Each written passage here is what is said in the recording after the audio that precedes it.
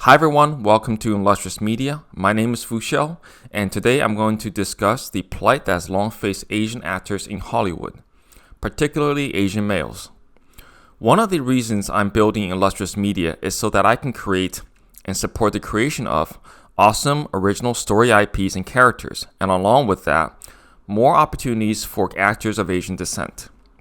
Now, there are those who hear something like this and immediately recoil, ready to lambast this video as race baiting and playing into identity politics. For people with this view, their whole mantra is that the best and most qualified actor should get the role. On the surface, this sounds like a very reasonable sentiment, which I don't necessarily disagree with at all.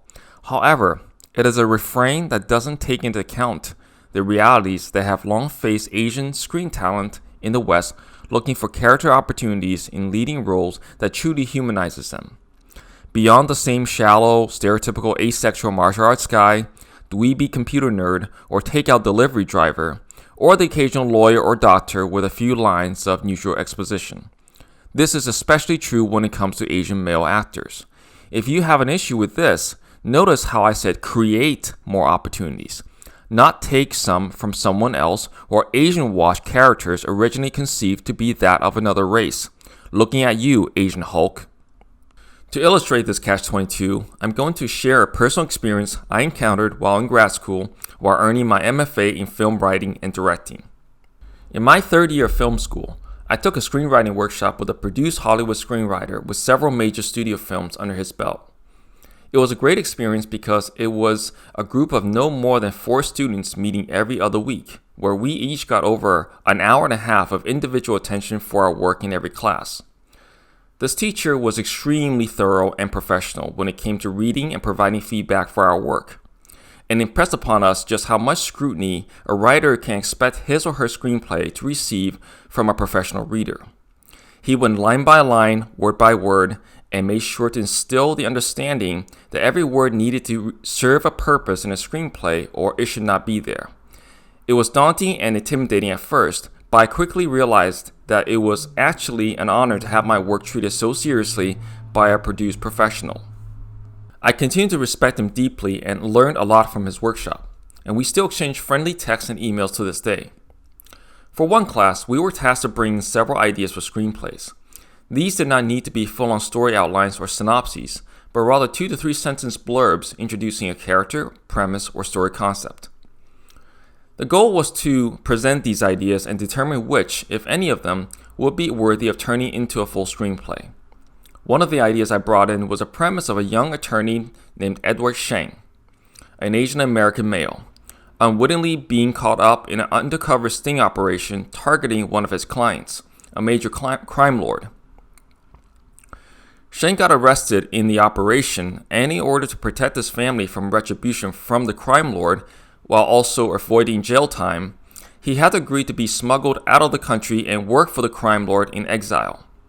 The story would have been Sheng's struggle to somehow take down his client so that he can return to the country while keeping his family safe. The idea was not spectacular by any means, and I still don't feel strongly enough toward it to develop it further. However, when we went over this premising in the class, my instructor's first response was, "I noticed your main protagonist is Asian. You'll want to reconsider that and change him to someone with a different background, because Asian-led films do not sell." This was the point he raised before even discussing the merits of the premise or the story. Now, rather than presenting a knee-jerk negative response, I want to place this professional Hollywood screenwriter's feedback in the proper context. His job as a professional screenwriting instructor, as he stated to us during the very first class, was to train students like us, regardless of our race and ethnic background, to become screenwriters who sell scripts in Hollywood, thereby meeting the definition of the term professional screenwriter. And based on his professional experience, which I had every reason to trust and respect, stories and scripts featuring Asian protagonists do not market well. I didn't argue with him or question the validity of his statement at the time, but something about it didn't quite sit right with me, even though I knew he had no reason to misrepresent the realities of the film industry to me. The more I thought about this experience in hindsight, the more I saw a catch-22 for Asian screen talent in Hollywood.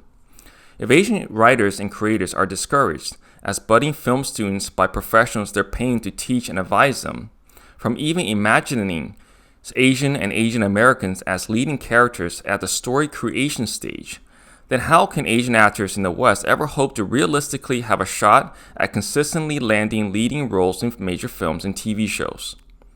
This is not about Asian creators trying to co-opt or Asian wash existing characters or roles. This is about Asian writers creating original characters and stories featuring people that look like them from perspectives they know best. There is no sense of entitlement over other people's creations in what I'm going for.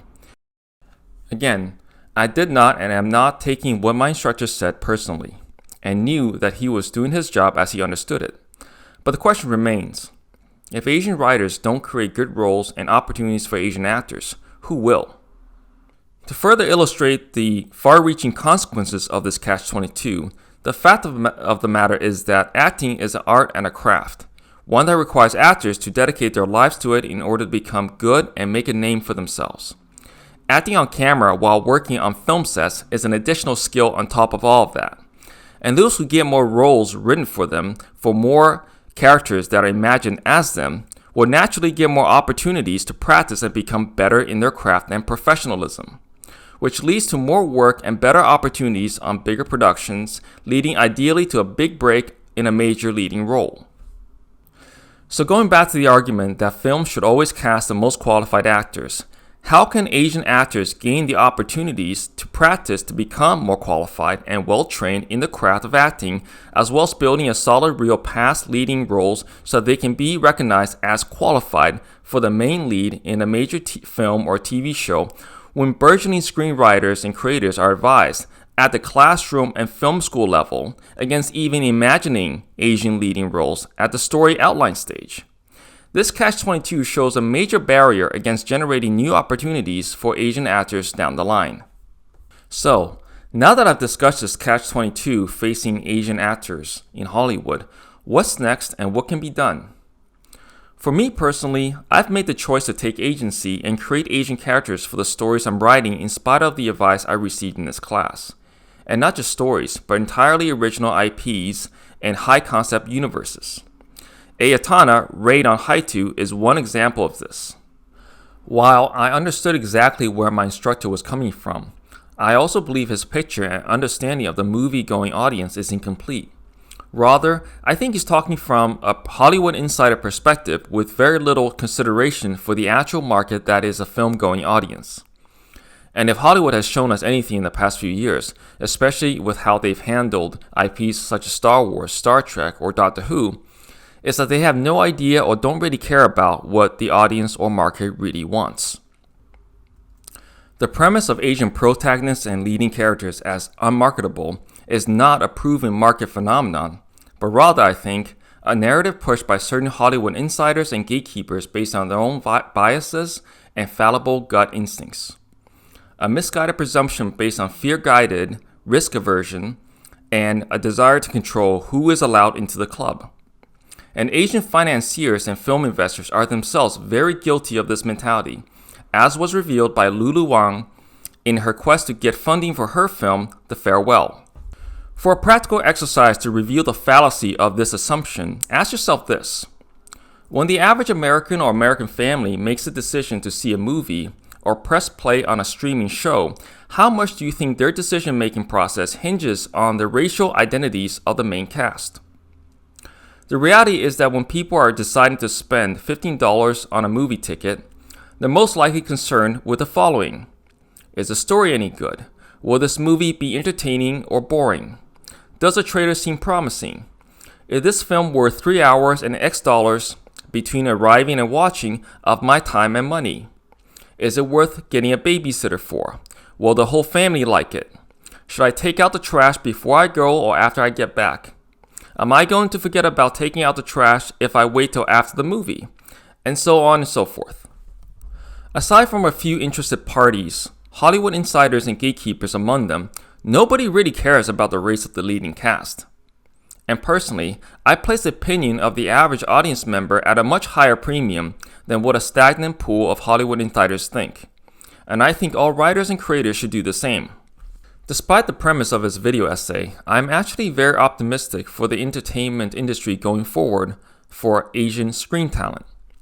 Audiences everywhere are chomping at the bit for new content. Streaming internet-based on-demand platforms has made it possible for previously Asian genres like Korean dramas, anime, Chinese dramas, and so forth to become readily available to anyone who wants to try them out, providing a great opportunity to develop new as well as merge existing tastes.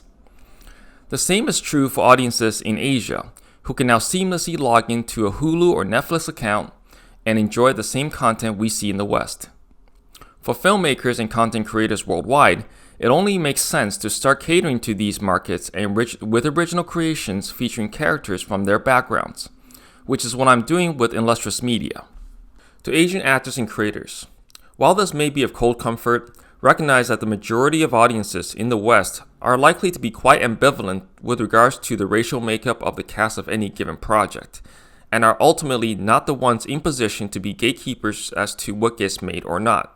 More importantly, recognize that there are literally billions of people across the Asia Pacific who want to see themselves starring in global blockbusters, and that there's nothing stopping you or I from creating, developing, or marketing completely original stories, universes, and characters to cater to them. This is where it all starts. Recognize that there are great opportunities to be generated in the creation and development of high-concept original IPs, which can lead to merchandising and cross-platform development such as video games and streaming TV shows. Now, one could argue that in the year 2020, with the recent successes of Asian-led films like Parasite and previously Crazy Rich Asians, there's reason to believe that things are finally changing, and perhaps they are. But I don't think Asian writers and creators should be waiting for the tide to really turn either way. Recently, there have been several articles lamenting about how since the success of Crazy Rich Asians, Asians have been, quote, fighting to stay in their room or retain a seat at the table. My question is, why should Asians pine for a spot at someone else's table or fight to stay in someone else's room when we can build our own palace with our own table? Especially since when it comes to Hollywood, even if and when we get a spot at the table, we're never in a position to choose what goes on the menu because it's someone else's table. For the Asian creatives out there, this is a time, especially with a global production freeze due to the pandemic, to be laying the foundations for an entire generation of original stories, awesome characters, and unique universes featuring ourselves as the lead protagonists and major characters, instead of waiting on others to do this for us. Also for the creators out there, do you honestly think Asian audiences in Asian markets showed up to see Hollywood blockbusters due to the leading actor or actresses? And do you honestly think that if you created epic, original, high-quality story IPs featuring Asian lead characters, that they would stay away? If Transformers, Marvel, and Avatar can garner massive audiences in Asia, so will original concepts created and conceived with Asian lead characters. There is a massive market opportunity in the coming years for this kind of content, but we need to be committing the time and energy to create and develop them now. And if you're still skeptical of what I'm saying, in 2015, I attended the US-China Film Summit in Los Angeles. The most often repeated term at that conference was IP, or intellectual property. The then CEO of Alibaba Pictures, Zhang Wei, stressed multiple times in her presentation that the most important way forward is for creators to take the time and effort to create high-quality intellectual properties that can be developed into multi-platform franchises for global audiences. As a final note to my non-Asian viewers and readers, as much as I've talked about creating stories featuring Asian characters in this video, I am not out to only write Asian characters in my stories. And I'm definitely not out to only create Asian main characters at the exclusion of everyone else, unless the context of the story I'm writing demands it. This, as someone who grew up in 3 different countries, is not interesting to me. However, I hope that this video helps shed some light on some of the reasons for the lack of opportunities for Asian screen talent. This is something that I am personally driven to be part of the solution to instead of simply complaining about it.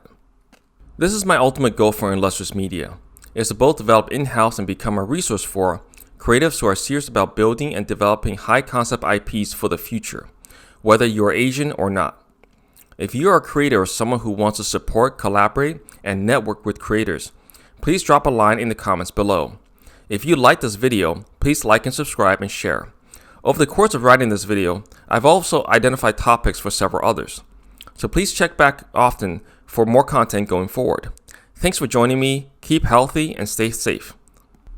Thanks for joining me today at Illustrious Media, and hope you all have a great week. Stay safe and hope to see you in the next video. Bye.